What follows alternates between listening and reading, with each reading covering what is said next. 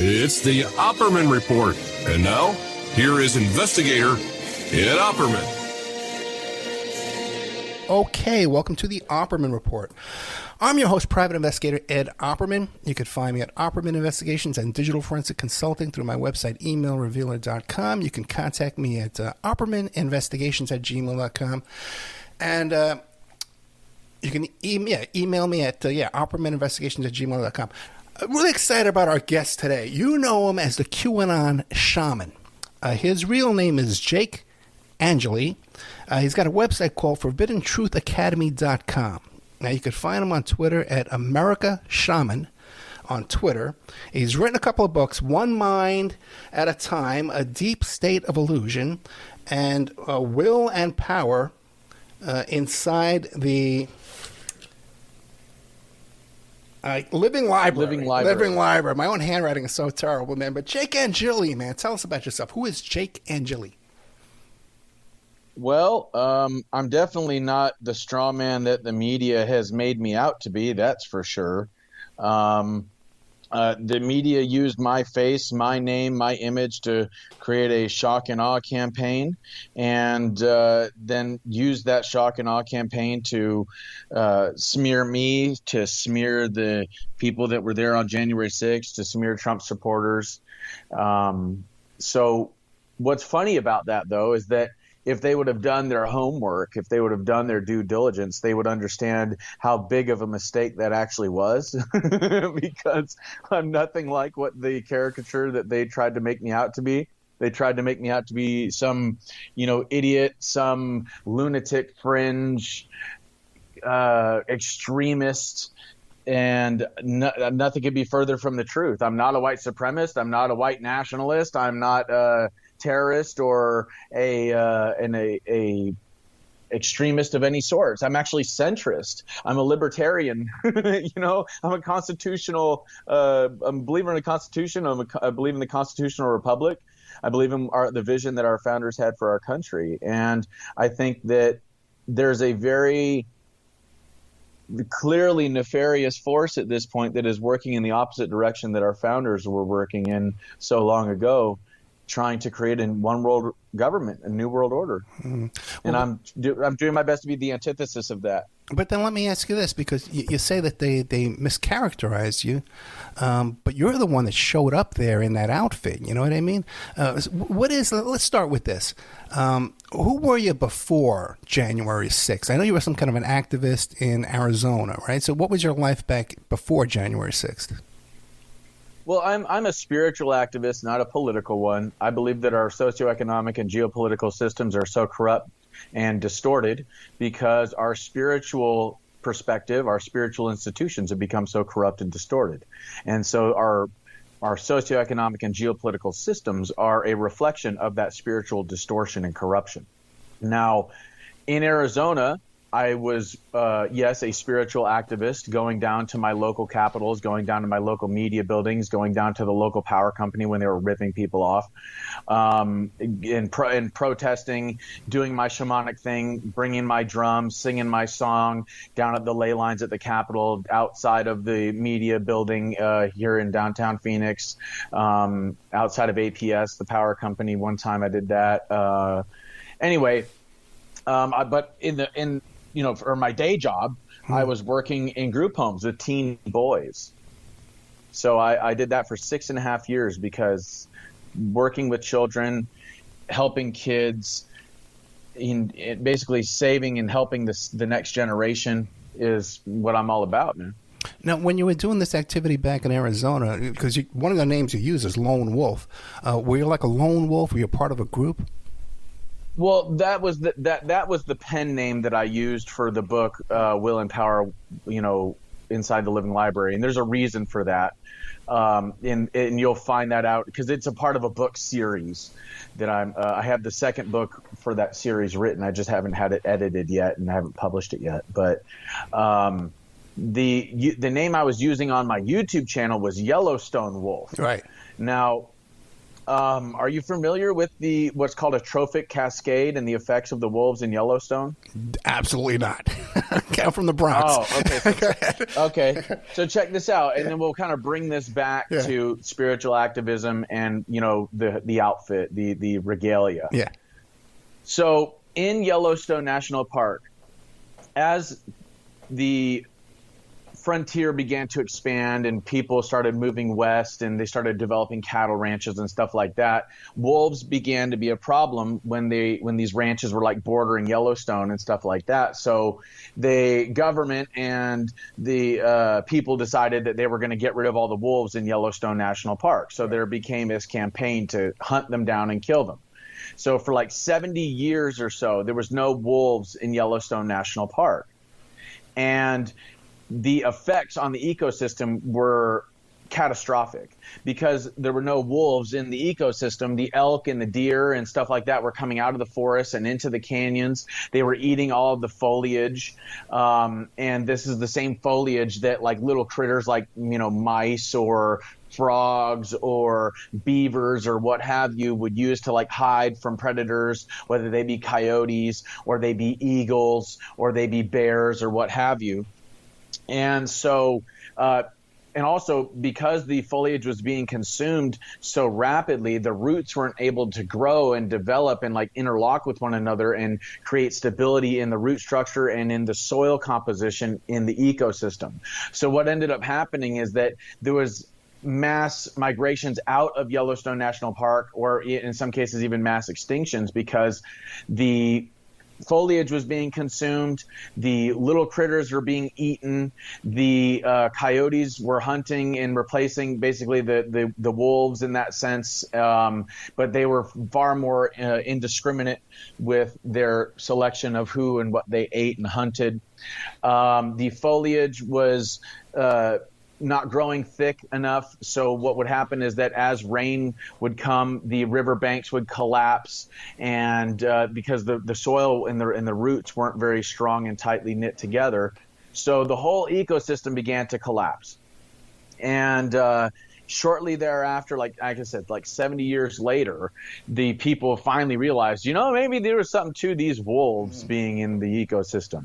So the wolf is the apex predator in Yellowstone National Park. And when they allowed the wolves to go back into the ecosystem, within a few months, the whole ecosystem changed because the wolves chased out the elk and the deer out of the canyons and into the forests again. And then this allowed the foliage to grow. As the foliage began to grow, these other critters, these smaller critters, came back and they started to do their thing. The beaver would build dams. The dams would end up creating smaller pools of water that little minnows or frogs or mice or what have you would end up occupying. So in this sense, the beavers being there changed the courses of the rivers. And also what changed the courses of the rivers is the plants and the foliage was allowed to grow. The roots were able to interconnect with each other. And the soil composition was much, much stronger, so that when it did rain, then the riverbanks wouldn't collapse. So the riverbanks became more narrow in their channels. More water was able to directly flow in a specific path. The beavers built their dams. Little pools of water began to form. Then, the eagles started coming back. The bears became more prevalent in the ecosystem. The wolves would also kill the coyotes, as opposed to the coyotes eating all these lower life forms, all these smaller creatures. The wolves would kill the coyotes. Okay, but Jake, without eating up all the time of the whole show, what's the... Well, I know, I'm getting there. I'm getting there. So the point is this. The wolves being at the top of the food chain is what created what is called this trophic cascade, where the apex predator being at the top of the food chain ends up affecting the ecosystem and allowing it to function properly. So I call myself Yellowstone. Well, I got the name Yellowstone Wolf because in the spiritual ecosystem, in the ether, I'm the apex predator. Gotcha. And back to Arizona, though, were you acting alone or with a group? Oh, no, I was I'm never alone. God and the angels are with me always. So I was going with God and the angels everywhere I went. but nobody could see them. It looked like it was just me. and you used to show up like at Black Lives Matter protests and school board things too as well? Yeah, I showed up to Black Lives Matter and Antifa protests as a counter-protester marching with the police. I tried to red pill those people, but they were totally not interested whatsoever. So after a while, I decided that as long as they're not attacking police officers and destroying property like they were in Portland and Minneapolis and stuff like that, then I have no reason to be there to try to stop those things from happening. As long as they're not attacking police officers, I have no reason to be there to stop that from happening. So, yeah, and I went to other things, other rallies and stuff, Trump rallies. I went to walk-away rallies. At pretty much every rally in 2020 that was in Arizona, pretty much all of them I went to. And this was always, you showed up in that outfit with the bison horns? Yeah, my regalia? Yeah, my regalia, yeah. So the whole thing is, behind the shamanic regalia, is it all has symbolism, okay? So the symbolism is that in the Dene, or Navajo, we call them Navajo, they call themselves Dene. In the Dene tradition, the coyote is like the trickster or like the deceiver. And so I have the trickster by the tails. It's coyote tails and coyote fur. So I have the trickster by the tails. And I'm wearing the trickster skin because if the trickster messes with the buffalo, they get the horns. You see? So you can't pull the wool over my eyes. Gotcha. It's just not going to happen. And then what about the spear, though? And it would say Q sent me, right? Well, you were an advocate of the QAnon drops? Well, the staff that I was carrying around was not intended in any way, shape, or form to be a weapon. It was not really a spear as much as it was a staff. Okay. Now, yeah, I had a sign that said Q sent me. On the other side, it said, "Hold the line, Patriots, God wins." And the Q drops, I think, are a evolution in our collective consciousness because of the way that they affected the mind and the psychology of our country and the world. It basically circumvented the Operation Mockingbird media and gave the counter narrative to the divisive narrative that was pushed by the media, the Mockingbird media. It exposed the debt-based fiat currency. It exposed child and human trafficking, and it exposed the way that blackmail is used to create centralized control in our government, kind of like with what Jeffrey Epstein was doing. So in my opinion, the Q operation was largely a success in that sense. And you still have positive feelings about the Q operation? Well, yeah. I mean, and you think it was authentic? You think it was really? Picture. I'm sorry to interrupt, but you think it was authentic? You think it was a real insider with the top-level security clearance who was dropping these hints? I think it was a bunch. I think it was a group of people.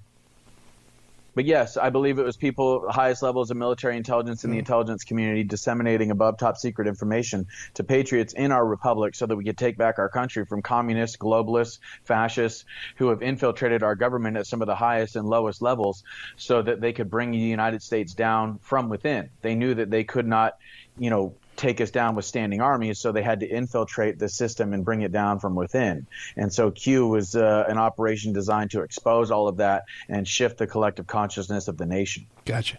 Now, and you described your outfit in very elaborate terms. It was almost like a cultish kind of a metaphysical type, giving you some kind of you had a whole thing going on there, right? You had there was a reason for every shred of outfit on you there, right? Now, I was told when you first showed up on the scene that some of your tattoos were like Norse or Nordic type tattoos. Can you describe that to me? Yeah, sure. So let's start with all of my tattoos are shamanic in nature. They're all earned tattoos, kind of like how military members wear ribbons on their chest to commemorate or to symbolize the accomplishments that they have made. I have tattoos. In shamanic cultures, tattoos are worn to commemorate or to display the things that have either been overcome or accomplished on behalf of the individual. All of my tattoos have symbolism. They're all earned tattoos. The Nordic tattoos, I have Mjolnir, Hammer of Thor, as on my lower abdomen. I have Yggdrasil, the world tree or the tree of life, over my heart, because I'm here to defend all life on this planet. I'm here to defend all realms of life.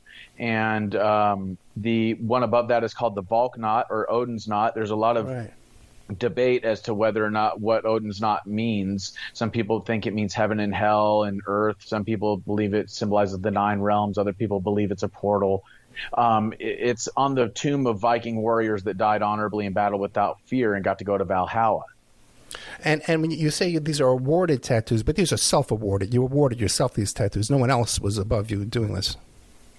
Well, I was self-initiated into my shamanic path, but like I said, God and the angels have been with me every step of the way. So when I have earned one of these tattoos, then it is made clear to me through spiritual means.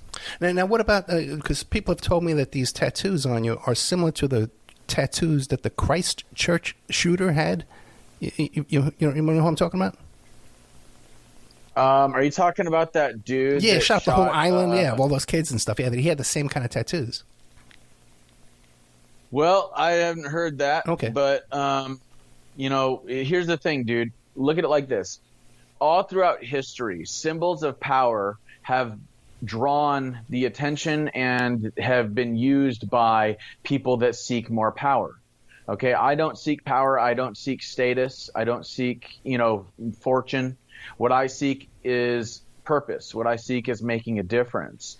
And so if you look at, for example, the swastika, for a long, long time, thousands and thousands of years, that was a symbol of peace amongst cultures all over the planet.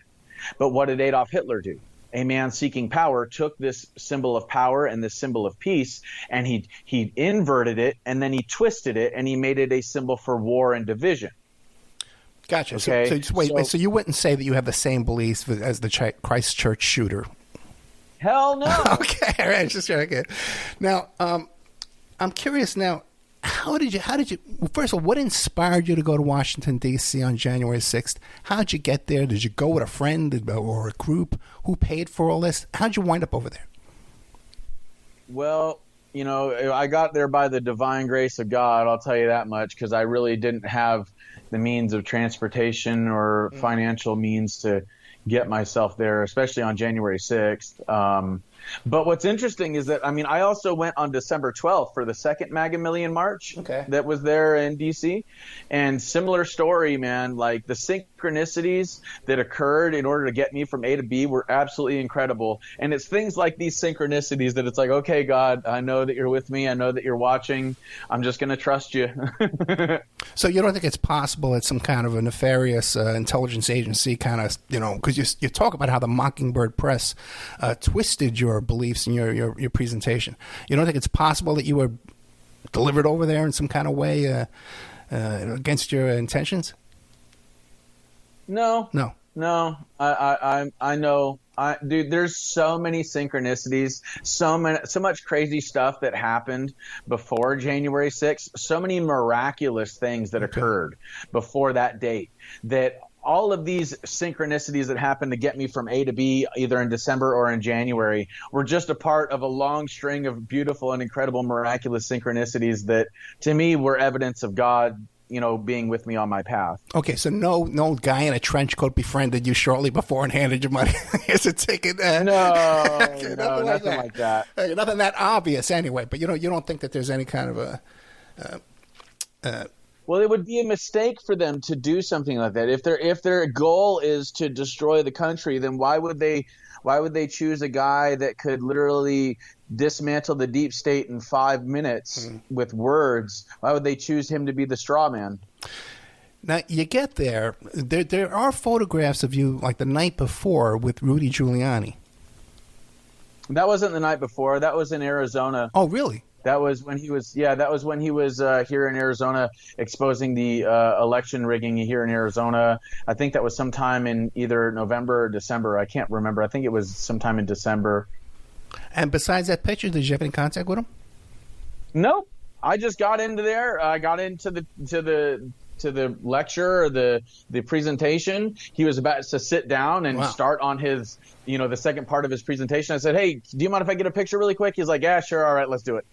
And so if you look at the picture, he's not even looking at the camera. I'm shaking his hand. I'm looking at the camera going, oh, hell yeah. Right. And he's like looking over off in another direction. It was 2 seconds. I never even actually talked to the guy. Now, what happens when you do it's like a vote, election rigging presentation. What happens when a guy like you walks in there with that outfit?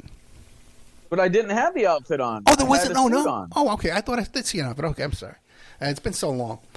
Now, the day, though, one thing that always struck me about the photographs of you inside the Capitol, first of all, how'd you get inside? Well, because there was a riot. Like, people broke in the building. That's how. And I walked through the open doors that they broke into the building with. Gotcha. And I walked through those open doors. But, I mean, when I got into the Senate chamber, that's because I was escorted there by the police, because I offered to help them. I told them there were people in the Senate chamber. I said, if you want, I can go in there and help you guys, like, make sure nobody steals anything or vandalizes any property, nobody's violent. You know, I can even help you clear the room if you want. And they're like, yeah, come on, let's go. You got your megaphone? Let's do this. because they consider you like a leader? Well, no, I came to them because it was my intention to ensure everything was peaceful on that day, especially in that sacred building. The Capitol building, along with all the other Washington monuments, are built on electromagnetic ley lines that are equivalent to like temples of sorts. So because they're built on ley lines, because they're equivalent to like modern day temples, I wanted to ensure that everything that happened inside that building was peaceful and calm, that there was no chaos, no violence, no bloodshed. As soon as you walked into the building, though, you stood out from everybody else. You garnered a lot of attention, and a lot of photographers came to you. You didn't bring your own photographer with you, did you? No. Because some of these, it seems like you're posing for a lot of these photos. Well, I'm just really photogenic, I guess. I don't know what to tell you. Okay, and oftentimes they'd be taking a picture of you, and it would look like you were shouting. But were you actually shouting? Yeah, I was screaming freedom, okay, or I was singing my shamanic song. One or the other. What do you make of the participation of Capitol Police? Do you think they were in on this? If you look into the testimony of Tariq Johnson, the Capitol Police officer that was the one that evacuated the Senate and was trying to evacuate the House, and what he said is actually there's a interview or the spaces I did with him on my Twitter or on my X account. If you go to my page, he talks about a woman named Yogananda Pittman being the chief intelligence officer for the Capitol Police, and the role that she played along with her underling, a woman named Julie Farnham, I believe is her name, and how these people suppressed intelligence and suppressed the information about there being possible violence and a riot or something at the Capitol. They did not give it to Chief Sund, the gentleman, the chief of police for Capitol Police that recently did an interview with Tucker Carlson. They suppressed that intelligence. They didn't get it to him. So Chief Sund had no idea. And Yogananda Pittman refused to allow the National Guard to come in. That she refused to allow the chambers to be evacuated. She was not conversing whatsoever with Tariq Johnson as he's begging her and pleading with her to please let them evacuate the chambers. If it wasn't for Officer Johnson, there would have been senators in the Senate chamber when I was in the building, and then at that point there would be individuals that would be allowed to use deadly force. Yeah. So I think that, and this is just my opinion, I think people like Pelosi and McConnell, people like the intelligence agencies that knew all this stuff was going to go down, people like Yogananda Pittman and Julie Farnham, I think that they wanted the bloodshed. I think that they wanted the congressman to be put in danger so that it could look as bad as humanly possible for Trump and his supporters. Well, then what was the goal of the supporters? It wasn't to interfere with the counting of the electors? I don't know why people were doing what they're doing, man. If you look into the situation, there was clearly BLM and Antifa in the crowd. Really? That were there to agitate and do harm. There's people that were feds that were in the crowd that were inciting the breaking of the law and all sorts of other things. They were, egging people on, and that's no surprise. That's not the first time the feds have done stuff like that and then arrested people. So if you ask me what the purpose of it was, I probably couldn't tell you because I had no idea that it was even going to happen. Well, Jake Angeli, let me ask you this, because you've been accused of doing that same thing, that you were in collusion with Ray Epps to make everybody look bad. What do you make of that then? Well, I'll say this much. Part of psychological warfare operations is muddying the water, obscuring the truth. That way, when the real information, the true information is out there, there's so much disinformation and misinformation that nobody knows what to believe. Right. I think that the reason why people think that is because they are terrified of the fact that they don't know what the hell is going on, and that scares them a lot. So they try to piece together in their minds the most likely scenario based on the very little information that they have. I would say that anybody wants to try to compare me to Ray Epps, I would say look at the treatment that Ray Epps got in the media and by the government, and then parallel that and contrast that with the treatment that I got in the media and the treatment that I got from the government. Or meaning that you actually went to prison. Yeah, you actually went to prison. Yeah, Ray Epps has been barely questioned. Okay. Well, and the media has gone out to bat for this guy. Yeah. The media tried to destroy me. The government said all sorts of stuff about me that they should have been saying about Ray Epps. Do you think this was an attempted coup? I saw a meme that I thought was pretty funny. It said January 6th will, and this is the meme. It said January 6th will forever go down in history as the day that the government staged a riot to cover up a clearly fraudulent election. Gotcha. So you still believe that the election was rigged? Dude, every American election since 1913 has been rigged. It's not an election process, it's a selection process. And if we understand the way that the deep state works, how it relates to fiat currency, how it relates to child and human trafficking and blackmail, how it relates to people like Jeffrey Epstein or things like the Council on Foreign Relations, the Bilderberg Group, the Fed, the Federal Reserve Bank, all of these things. If we understand the real inner workings of the system, then it becomes quite clear that we do not live in a constitutional republic anymore. We do not live in a quote-unquote democracy. Okay, and we never lived in a democracy. We live in a constitutional republic. But the point is that constitutional republic has been suspended over and over and over again because when you have a state of an emergency, if the feds declare a state of emergency, then the Constitution goes out the window. Okay, so they're going to continue to create states of national emergency so that they can keep throwing the Constitution out the window. And that's what we have. That's what we've been dealing with for some time. They create crisis after crisis after crisis. And each time they do, they centralize power more and more and more to the bureaucratic state, to the authoritarian centralized power state. Now, if I'm not mistaken, though, at one point you were willing to testify against Trump at the impeachment hearings?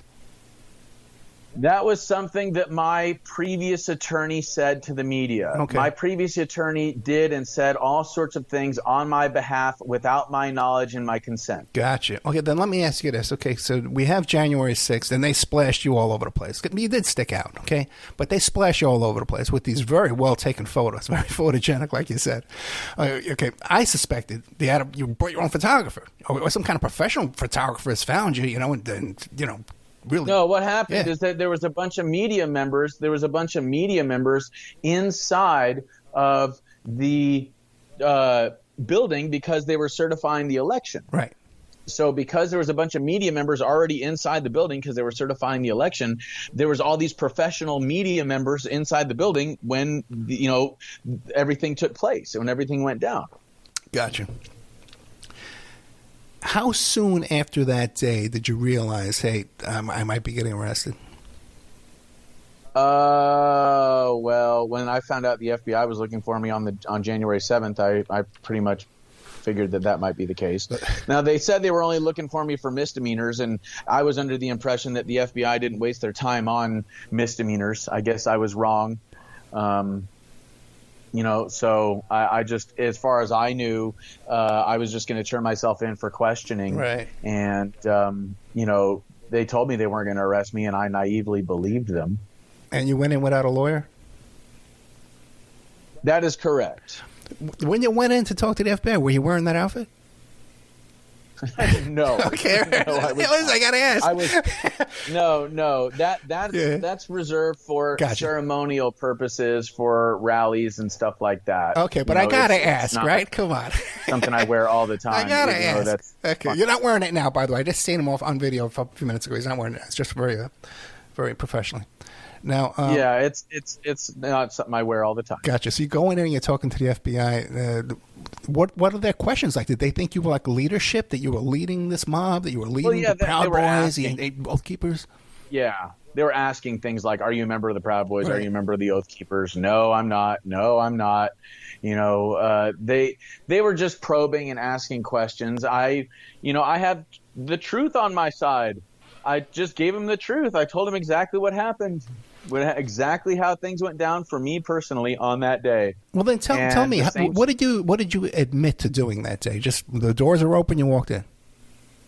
Yeah, and then I told him that I was walking around with the police trying to help them clear people out. I told him that I told everybody to go home. I stopped people from breaking in the building, et cetera, et cetera. Ultimately, what were the charges against you? Oh, it was a couple misdemeanors like trespassing, parading on Capitol grounds, stuff like that. And then the two felonies one was basically like a rioting charge, and then the other one was obstruction of an official proceeding. Okay. And then you turned yourself in? Yeah, I called them. When I found out the FBI was looking for me, I called them and said, "I heard you guys were looking for me. I heard you wanted information on me. Let's talk." So the same day they questioned you, they arrested you? With no attorney? No. I talked to them on the phone. I think I was on the 7th and the 8th, and we scheduled a meeting for January 9th, and that was when they arrested me. It was on January 9th. And you turned yourself in, or they came and got you? No, I turned myself in. I didn't realize at the time that I was, quote unquote, turning myself in. Right. I asked the guy that I was on the phone with, I was just, be honest with me, are you going to arrest me? And he lied to me. He told me no. Which I told him at the time. I said, dude, just be real with me. I'll still turn myself in. Yeah. I'll still go to the questioning if you just tell me. I just want to know. That way I can, feed your dog. Yeah, feed my dog. Put out the cat. That kind of stuff, exactly. Right? Exactly. And in that sense, the guy was kind of a dick. Yeah. He should have told me. He should have said, yes, we're going to arrest you. Sorry, but we got to do our job. And I would have said, okay, cool. I'll show up. I'll see you in the morning. Up until that point, do you think your biggest regret is not having an attorney and just keeping your mouth shut? Nope. No? Okay. Because I have the truth on my side. I'm not trying to worm my way out of anything, and I think if anything, the attorney that I had during all of this process was a really bad one. I have a much better attorney now, but the attorney that I had during this whole process was, in my opinion, a terrible attorney. How'd you find him? He found me. Oh, boy. He contacted my mother and basically said he would do it all pro bono, that he'd been doing this for over 30 years as a federal defense attorney, blah, blah, blah, blah, blah. And, the rest is history. And did he say that he was like shared your beliefs and shared your partisan? Yeah. He said he believed in the Constitution, said he was a Trump supporter and all this other stuff, which I came to find out later from other people that wasn't the case, that he is donated to a bunch of Democrats, and that he was basically all about doing his shtick on the media and in front of the camera. And I think personally that he just used my recognition as an opportunity to himself. Yeah, you were a poster child there, Now, were you able to raise any money? Did people come forward to help support you? Yes and no. I mean, I've heard a lot of people have, made a lot more money than I ever got donated to me. Yeah, hard to believe, right? You got something like Jenna Ellis raises like $100,000 overnight. You're the QAnon shaman. You're like the big guy there, you know? Yeah. Well, I'm not, the best part about all this is that I'm not interested in profit. I'm interested in purpose. I chase purpose, not profit. So as long as the purpose can be fulfilled, and that is the freedom of humanity, the freedom of the United States of America, the saving of the 7th generation of the planet, well, then I've done my job and I'm a rich man. Now, you go there, you don't realize you're turning yourself in, but it turns out you're turning yourself in. How long are you in custody? Oh, I was in custody for a total of 27 months. They did not allow me out. They said I was a dangerous society and a flight risk, which doesn't make any sense in my personal opinion, because I didn't do anything violent on that day, and I called the FBI as soon as I found out they were looking for me, and I turned myself in. How is that a flight risk? Yeah. You know, I have no criminal history, you know. I just think what it was is that if they would have let the poster child that they chose to, you know, exploit, if they would have let me go, then the media would have been up in arms. The government would have looked really weak and bad. I really don't know what the deal is. I have a lot of respect for Judge Lambert, the judge that was my judge, but that doesn't mean I agree with all the decisions that he made. Yeah, just think, if he would have showed up that day without the makeup, without the horns, it's another guy. Well, you know, man, I just do what God asked me to do. Yeah. Now, what happens now? You go to trial, you plead guilty, what happens? I took a plea deal. You see, the feds have a 98% I'm well aware of that, man. I'm well aware of that. Yeah. And it's because they weigh on you with all the resources, the endless resources of the government. You know, they lock people up. They keep them detained for up to 3 years. They make their lives miserable until they just plead guilty. Yeah, 98% conviction rate. They threaten to arrest your family members, all kind of stuff. In fact, sometimes they do arrest your family members. It's like communist China. It's like the Stasi. Well, it's like, you know, the KGB over in Soviet Union. At this point, we're living in a fascist. Well, yeah, it's not like it's the United States of America doing this. It's capitalism doing this. It's not like anything else. It's what's doing it. But it's not capitalism. It's not capitalism, because let's talk about the deep state really quick, if we still have the time. No, we have 15 minutes. Okay, so check it out. The deep state can be described as tyranny. The founders of our nation divided our government into 3 separate branches: legislative, executive, and judicial, law creating, law enforcing, law adjudicating. And they separated these powers and they gave them checks and balances, because our founders were dealing with tyranny, which they defined tyranny as the centralizing of all 3 of these branches of government into a centralized power that is under the crown, like what they were dealing with. The crown owned and controlled the law enforcement.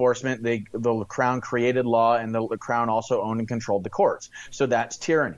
Now, the bureaucracy is largely what the deep state is. The bureaucracy has the ability to, quote unquote, regulate commerce. And through these, quote unquote, regulations, they are in one way or another able to create law, because these laws say what we can buy, what we can sell, what is legal, what is illegal. Okay? Now, the bureaucratic agencies also have their own law enforcement agencies that enforce these regulations. So now we have law creating, legislative, we have law enforcing, executive, and these bureaucratic agencies also have their own administrative courts that are outside of the federal system. That's law adjudicating. That is tyranny. And there's over 500 federal agencies, bureaucratic agencies, that are in charge of, quote unquote, regulating commerce. So now, the other aspect or apparatus to the deep state and to the bureaucracy is this. The corporations that the government bureaucratic agencies are supposed to be regulating are actually working with the bureaucratic agencies and are writing the regulations for the bureaucratic agencies, so that the corporations can maintain their monopolies over our resources, over our labor, over our system and our economy. So the corporations and even the banking cartels are using these bureaucratic agencies, whether it be the Fed, whether it be the SEC, whether it be the FCC, whether it be the FDA, the NIH, the DEA, the FBI, you name it, CIA. What they're doing is they're using these bureaucratic agencies to use the government's monopoly on the initiation of force to reinforce their corporate or their banking monopolies over our resources, our labor, and our financial institutions. So these international corporations and these international banks are using our national government and our national bureaucratic agencies to enforce their will on the people. And this is fascism, because fascism is the illusion of a free market. It's the illusion of government regulations and the government regulating corporations, when in fact what a fascism is it is corporate interests and government interests melding together to create essentially a dictatorship where the government and the entities are controlling the economy and enslaving the people. So this is the deep state. This is why I mentioned things like the Council on Foreign Relations, the Bilderberg Group, why I mention things like the World Economic Forum so often, why it is that I mention things like the UN, the WHO, the CDC, the IMF, International Monetary Fund, the World Bank, etc., the Fed, the Federal Reserve, because all of these things are different apparatuses. BlackRock, Vanguard, they are the different gears within this much larger, what JFK called a tightly knit, highly efficient machine. And there's people like Dr. Fauci at the highest levels of all of these bureaucratic agencies, these 500 bureaucratic agencies. There's somebody like Fauci at the tippy top of all of these pyramids that is controlling everything within these pyramids and moving it toward the New World Order, one world government that the globalists are what I call the less than 1%ers, because that's what they are. They're less than 1% of the population. These less than 1%ers are trying to create this New World Order, one world government where they control and own all the resources, labor, and financial systems around the planet. But for profit, for capitalism. But it's not capitalism. That's not capitalism. Capitalism is the best idea wins. Capitalism is the best invention wins. Capitalism is the free market. We're not living in a free market because things like a cure for cancer, things like Tesla Tower technology, things like zero-point energy engines, or even just engines that run off of water or hydrogen, all of these things have been suppressed. Alternative forms of medicine have been suppressed. Alternative forms of transportation have been suppressed. Because they're making money. But that's not capitalism. Because they're profiting off the energy system we have now. They're profiting off the profit-based. But it's not capitalism. Okay, you know what? But that's not capitalism. Let's have you come back. The government is enforcing the will of the corporations. It's not capitalism. Jake, Angeli, let's have you come back. Let's have that whole discussion. I would love to have that with you. I would love to. I know. Yeah, I like it. I like it a lot. What is ForbiddenTruthAcademy.com? ForbiddenTruthAcademy.com is a place where people can go and get a bunch of free information that breaks down the spiritual nature to reality and how that the institutions that we currently are using, socioeconomic and geopolitical systems, are based off of a distorted view of spiritual reality, of the objective reality. We talk about spirituality, we talk about sacred geometry, we talk about what I call the divine matrix, and we also talk about what I call the death matrix, which is this full spectrum dominance system that the less than 1%ers have used and have created so that they can play God with our lives. So like, for example, we talk about psychological warfare, we talk about the deep state, we talk about history, we talk about suppressed technologies like Tesla Tower technology. We talk about Dr. Reif and his machine. We talk about the TR3B, the patents that Donald Trump just released in 2020, the TR3B, the zero-point energy engine, and the room temperature superconductor. These things were applied for by a guy named Salvador Payas. You can look these up online. I mean, they're public knowledge at this point. The patents are available to be checked out online. They are declassified. And there's over 5,000 to 6,000 patents that have been classified by the government. And this is why I'm saying that we don't live in a capitalism, we live in a fascism, because these patents aren't allowed to get to the public. But everything on Forbidden Truth Academy is free? Well, pretty much. All of the courses are free. Listening to the podcasts are free. You can also listen to all my interviews for free. And there is a portion of the page where you can request a consultation from me. And it is my suggestion that people digest all of the free content before they request a consultation, then I can help them with their spirituality, with their spiritual path. I can help them to grow and ascend spiritually, mentally, emotionally, physically.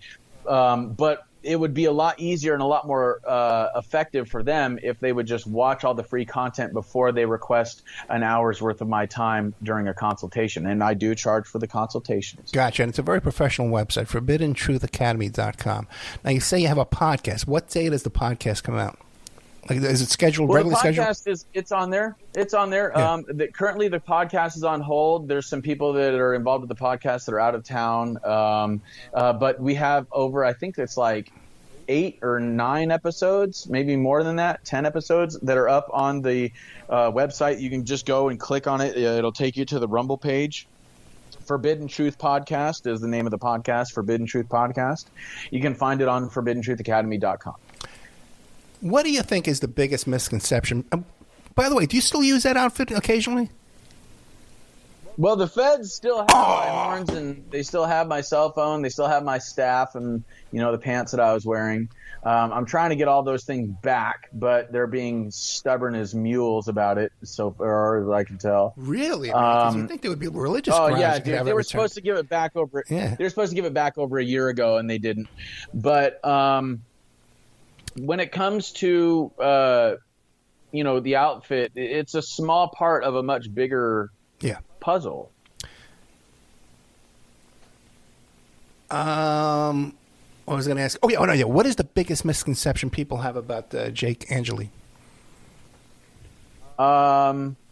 I would say the biggest misconception is that I am somehow an extremist or a white supremacist or a racist, or I'm a Fed, I'm a plant, I'm an actor, CIA asset, that I'm mentally ill, or that I'm schizophrenic. There's all these very real misconceptions based on disinformation that are out there.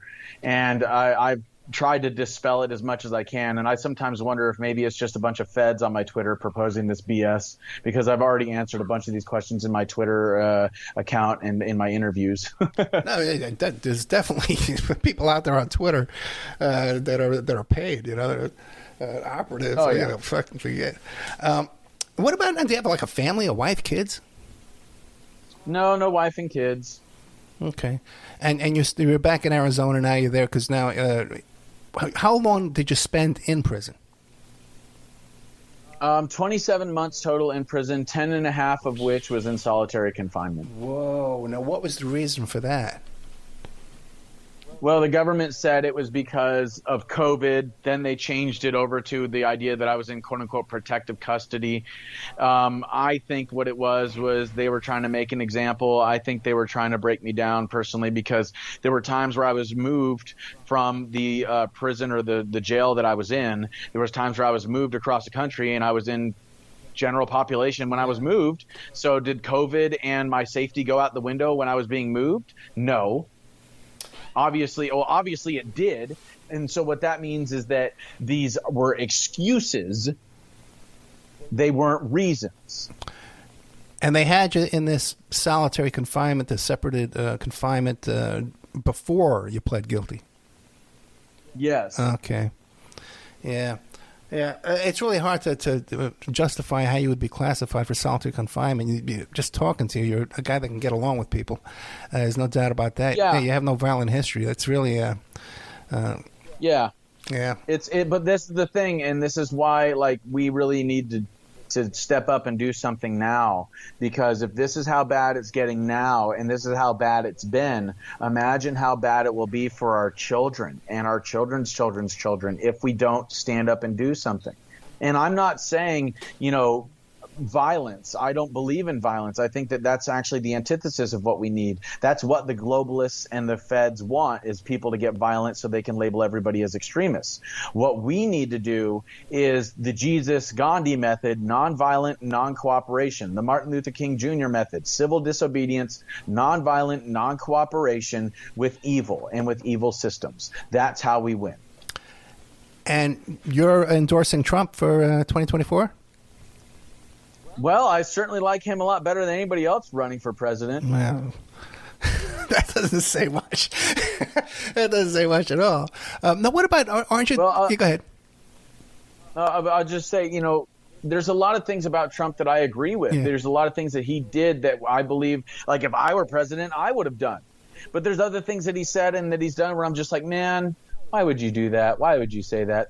I don't agree with that. That doesn't make sense. But the thing is, this is America, and we're allowed to have differing opinions. And Trump is a smart man. I'm sure that he knows that the last thing that you want at your table is a bunch of yes men that are gonna kiss your rear end. That's the last thing that you want at the table. What you want is differing opinions so that the best ideas can win. Real quick, did you ever reach out for a pardon?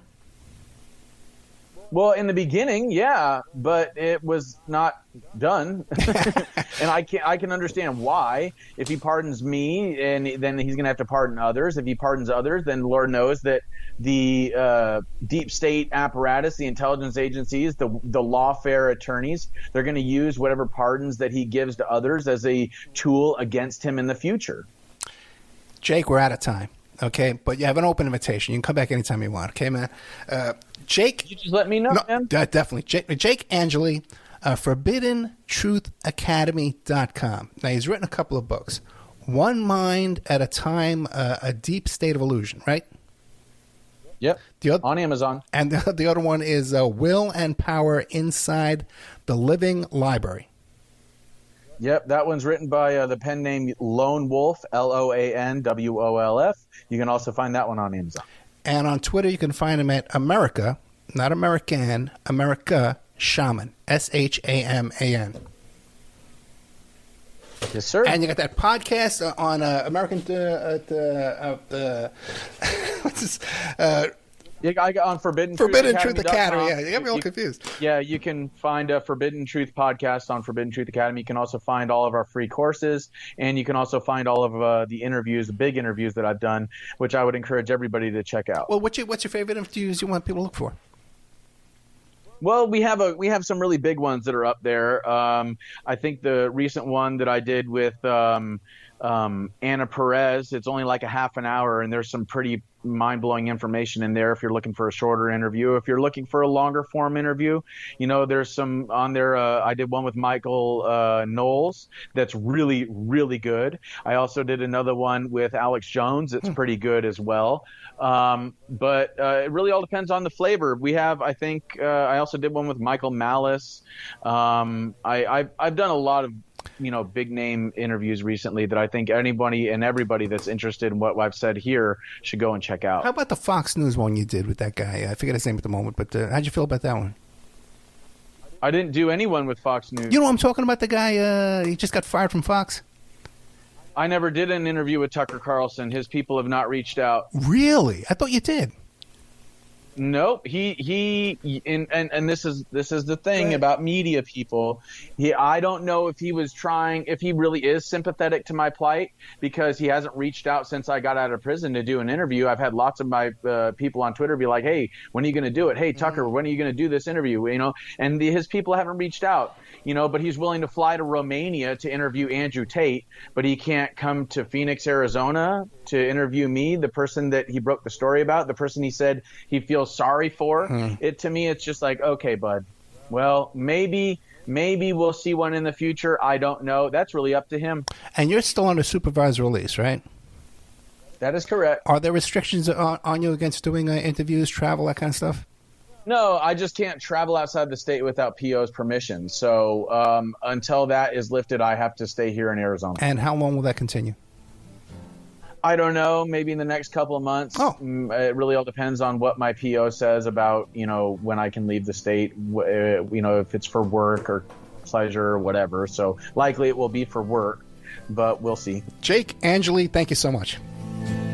Thank you. Good night. Good night.